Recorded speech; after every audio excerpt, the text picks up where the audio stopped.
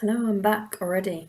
Same day, but I couldn't wait to read you chapter 13 of The Boy at the Back of the Class. So, it is called The Something That Changed Everything. The night after Ahmet had told me about his sister, Syra, being in the sea and not knowing if his mum and dad were alive, I had trouble getting to sleep. My mum always tells me to count sheep when I can't sleep, but I find sheep too funny. They look like clouds with legs, so I count leopards instead. They're colourful and look serious. I can't remember how many leopards I counted to, but it must have been more than 200 before I eventually drifted off. By the time the morning arrived, I was so tired and my legs moved so slowly that when I got to the bus stop it was late, and Tom and Josie and Michael had already left. I didn't really mind because getting the bus on my own is fun. I like watching the people passing by on the streets outside, or making guesses about the people sitting next to me. Last week there was a huge man sitting right at the front of the bus, snoring so loudly that it was making all the windows shake. Everyone was watching him and giggling or shaking their heads at him.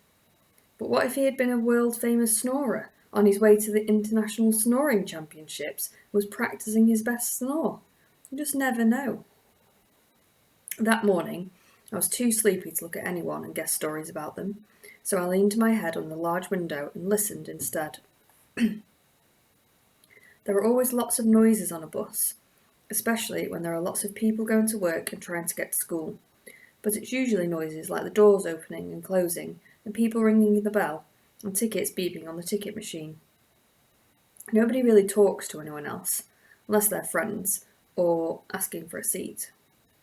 Uncle Lenny says it's because we're English, and English people would rather die than have to speak to someone they don't know. I think I can't be very English if it's true. The bus had passed 2 stops, and except for a baby who was making loud gurgling noises, it was nice and quiet. I think everyone must have been just as sleepy as me. But then, at the 3rd stop, a woman dressed in a bright yellow coat and a man dressed in a suit came and sat in front of me, and picking up the free newspaper lying on both their seats, began talking loudly about the things they were reading. At first they talked about the economy being broken by rich people who weren't paying their taxes and hiding all their money away in a place called offshore. Then they talked about a princess who was going out with an actor they didn't like and a famous singer who had been arrested for hitting someone.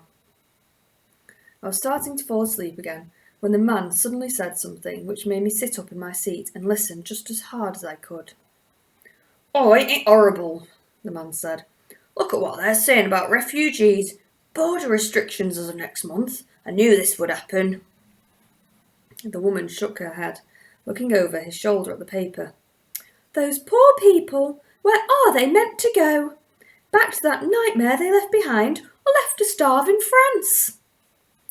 "Cheaper for us to leave them in France," said the man, shaking his head. "Says here, the borders will be closed by the end of the month. So that's all the racists made happy then." The woman tutted. "Rescuing kids out of the sea one minute and then telling them they can't be helped the next. Some of them might have family here. Poor things. That should count for something." The man read the newspaper for 3 more seconds and then said, "Well, apparently not.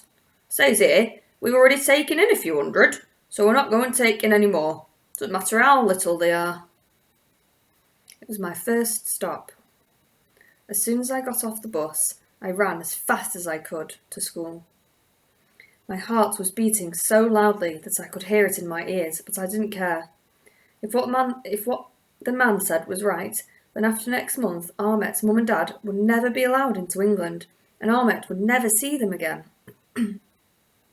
I needed to tell Tom and Michael and Josie about what I'd just heard, and I had to tell them everything without Ahmet hearing.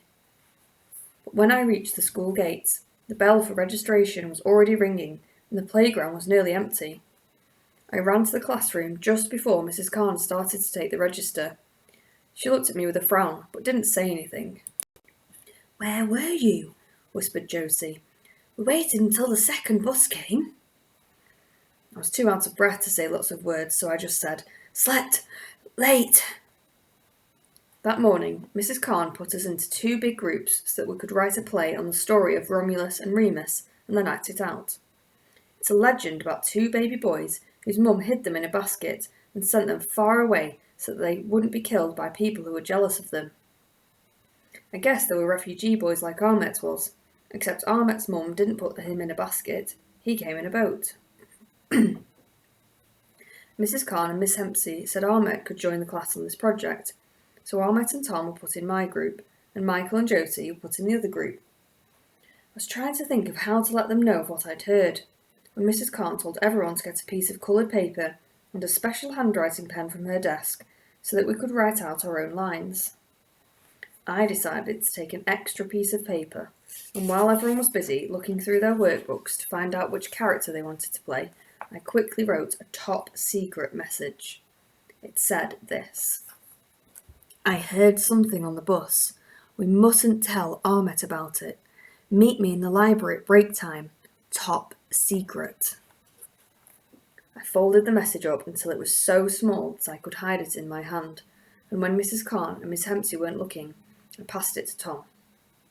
Tom looked around, and when nobody except me was watching him, he opened it up and read it. Then he gave me a nod, and pretending to need another piece of paper, went up to Mrs. Khan's desk and gave Josie the note on the way back to his seat. Then I saw Josie read the note and quickly pass it to Michael, who dropped it on the floor. But luckily, everyone was too busy writing their lines to notice, and he snatched it back up again. He looked over at me and gave me a thumbs up, and then stuffed the top secret message into his pocket. As soon as the bell for first break began to ring, and Mrs. Khan told us to leave everything where it was, I ran to the library room and waited outside. It was the one place in school no one ever tried to go into at break time. A few minutes later, Josie and Michael came running up the corridor. Tom's in the playground with Ahmet, said Josie. We can fill him in later. What did you hear? Asked Michael, his eyes wide. I quickly told them everything that the man and the woman on the bus had said, about no more refugees being allowed into the country, and then what Ahmet had told me about his mum and dad being left behind. I had to tell them about his sister too. I felt bad about breaking my promise, but I knew that Ahmet wouldn't mind me telling Josie and Michael about it, because this was a real emergency and they were his friends too. You mean, if he doesn't find them before the end of the month, then Ahmet might never see his mum and dad again? Gasped Josie. I shook my head.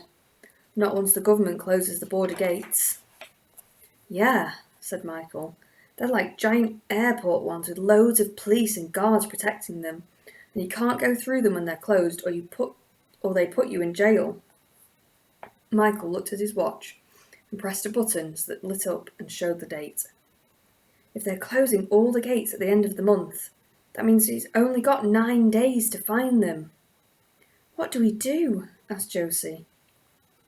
I say we tell Mrs. Khan and Miss Hempsey. They'll know what to do, I said. Michael and Josie agreed. We ran to the staff room and knocked loudly on the door. We're not supposed to disturb teachers in the staff room at break time, because that's where they go to drink lots of tea and find answers to questions that they can't find in their answer books. I know because Josie's aunt's a teacher, and she told Josie who told me. But Mrs. Khan and Miss Hempsey had told us to go and find them if something was wrong. And this something felt like the most wrong something I'd ever heard of. After a few seconds, Mr. Gaffer opened the door and looked down at us with a frown. He's a deputy head, which means he's in charge on the days Mrs. Sanders is away. But Mrs. Sanders is never ever away, so I don't really know what he does. Yes? He asked. Please, sir, we need to see Mrs. Khan and Miss Hempsey immediately. It's an emergency, added Josie. Is it really? He said suspiciously. We all nodded our heads at least 10 times. All right, just hold on, replied Mr. Gaffer as he closed the door. Josie twisted her hand nervously around her finger and stuffed a whole chunk in her mouth, and Michael started kicking the wall lightly as we waited. After what felt like 20 whole minutes, but couldn't really have been more than one, Mrs. Khan and Miss Hempsey came to the door. Is something the matter? Asked Mrs. Khan. Is it to do with Ahmet? We all nodded again. Miss Hempsey and Mrs. Khan stepped out into the corridor and closed the staff room door behind them. We all started talking at once. Mrs. Khan held up her hands and said, calm down. Now, one at a time, please. Miss, the government are going to close the gates, I began. Josie said, and Ahmet's mum and dad are on the other side. They might get stuck. And there's only 9 days left until the gate closes, said Michael, showing Mrs. Khan his watch. Mrs. Khan and Miss Hempsey looked at each other and then looked back at us. What do you mean by gates? Asked Mrs. Khan gently. You know, the gates at the edge of the borders, said Michael. The ones where all the police with the big guns are. The refugees have to come through them to get into the country. Ah, said Mrs. Khan. And where did you hear they were going to be closed? Was it on the news? I told her about the man and the woman on the bus. I see, said Mrs. Khan. She was quiet for a moment, and I saw her give Miss Hempsey another look. Then she said, Ahmet is a lucky boy to have such caring friends, but you don't have to worry at all. His foster mother, who you've seen coming to pick him up every single day after school, is there to look after him until his family can be found. And she is working with some very clever people to try and help Ahmet find his family just as quickly as possible. We all looked over at each other in surprise. So the woman in the red scarf was Ahmet's foster mum. Everything was beginning to make sense, and all our questions were being answered too. Clever people like who, miss? Asked Michael. Well, clever people from the government, said Mrs. Khan. And lawyers and some wonderful kind-hearted ministers who are working in Parliament, and charities too, said Miss Hempsey. That's right, agreed Mrs. Khan. They're doing everything they can to make sure Ahmet's mum and dad are found. That's their job. But what if they don't find his family before they close the gates? I asked. Miss Hempsey and Mrs. Khan smiled, but they didn't smile with their whole faces, so I knew right away that they were only pretend smiles. Everyone's doing everything they can, said Mrs. Khan again. Miss Hempsey nodded and then looked at me and asked, Ahmet spoke to you about his family and what happened to his sister? I nodded, but suddenly felt nervous. I had promised Ahmet that I would keep it a secret, and I hadn't.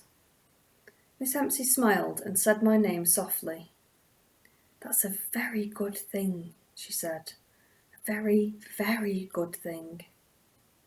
The bell rang, and Mrs. Khan made us promise not to upset Ahmet by talking about the border gates or telling anyone else about his sister. We all promised, and Mrs. Khan said, Everything will be fine. You'll see. I nodded, but I didn't think she sounded very sure. In fact, I didn't think everything was going to be fine at all, not if Ahmet didn't find his family before the gates closed. That afternoon we told Tom what had happened, and we all came to a decision. We were going to try and help instead, and to do that, we would need to go on our first ever top secret mission. And that's the end of chapter 13. Chapter 14 I'll read tomorrow, and it is called The 3 Plans. Hope you enjoyed.